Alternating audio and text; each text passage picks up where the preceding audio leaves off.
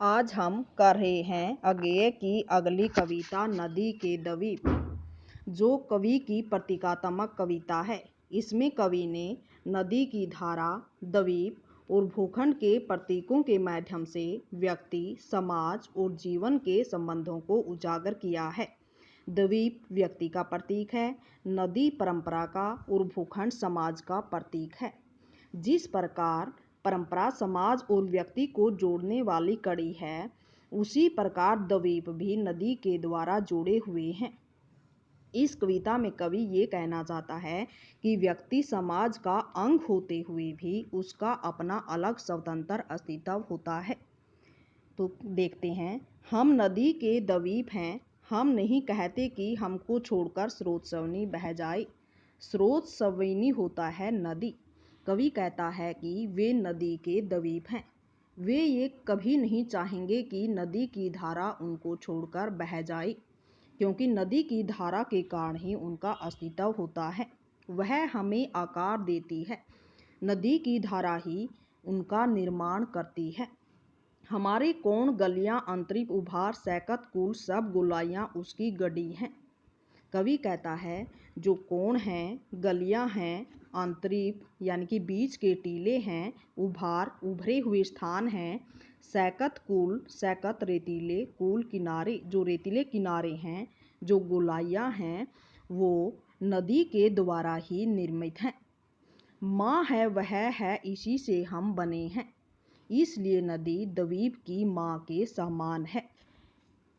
किंतु हम हैं द्वीप, हम धारा नहीं हैं। कवि कहता है कि जो समाज और परंपराओं के सहयोग से व्यक्ति के व्यक्तित्व का निर्माण होता है, वैसे ही नदी के प्रवाह से द्वीप का निर्माण होता है। नदी के प्रति द्वीपों का स्थिर समर्पण है हमारा। नदी के प्रति द्वीपों का जो समर्पण है, त्याग है, वो स्थिर है। हम सदा से द्वीप हैं स्रोत सवनी के। कवि कहता है कि समाज और परंपराओं से होने वाले प्रयत्नों से व्यक्ति संस्कार ग्रहण करके अपने व्यक्तित्व का निर्माण करता है। उसी प्रकार जो द्वीप हैं, वो भी नदी की धारा के कारण ही अपना अस्तित्व रखते हैं। किंतु हम बहते नहीं हैं, क्योंकि बहना रेत होता है। कवि कहता है कि द्वीप नदी के साथ बहता नहीं है। अगर वो बह जाएगा तो उसका अस्तित्व ही समाप्त हो जाएगा। यदि द्वीप बहने लगेगा तो वह रेत बन जाएगा और विनाश को प्राप्त हो जाएगा। हम बहेंगे तो रहेंगे ही नहीं। अगर बह जाएंगे द्वीप तो वो नदी की धारा के रहेंगे ही नहीं। पैर उखड़ेंगे, पलवन होगा, डहेंगे, सहेंगे, बह जाएंगे।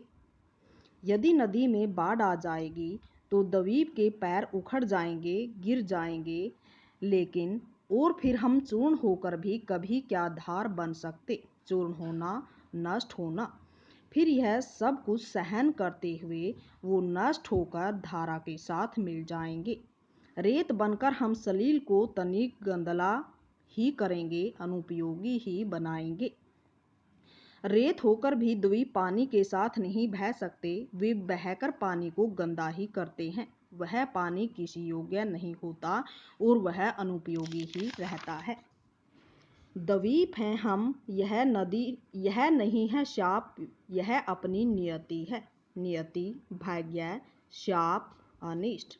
कवि का कथन है कि नदी के द्वीप कहते हैं कि हम द्वीप हैं और द्वीप होना कोई बुरी बात नहीं है।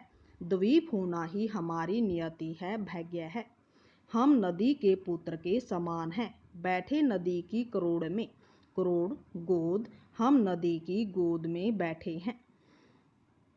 वह बृहद भूखंड से हमको मिलाती है। बृहद होता है विशाल, भूखंड यानी कि पृथ्वी। कवि कहता है कि जो यह हमारा नाता है, विशाल भूखंड से हमें जोड़ता है। यानी कि जो नदी के साथ हमारा नाता है, वो समाज की तरह व्यक्ति को जोड़ता है। यह विशाल भूखंड की तरह हमारा पिता है।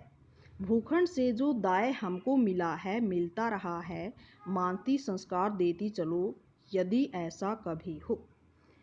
द्वीप कहते हैं नदी को संबोधित करते हुए कि इस भूमि से जो हमें दाय यानी कि संपत्ति मिल रही है, कि हे नदी, कभी ऐसा हो जाए कि तुम अपनी मस्ती में अत्याचार करने की भावना से अपनी सीमाओं को तोड़ डालो, तो भी यह बात हमें स्वीकार है।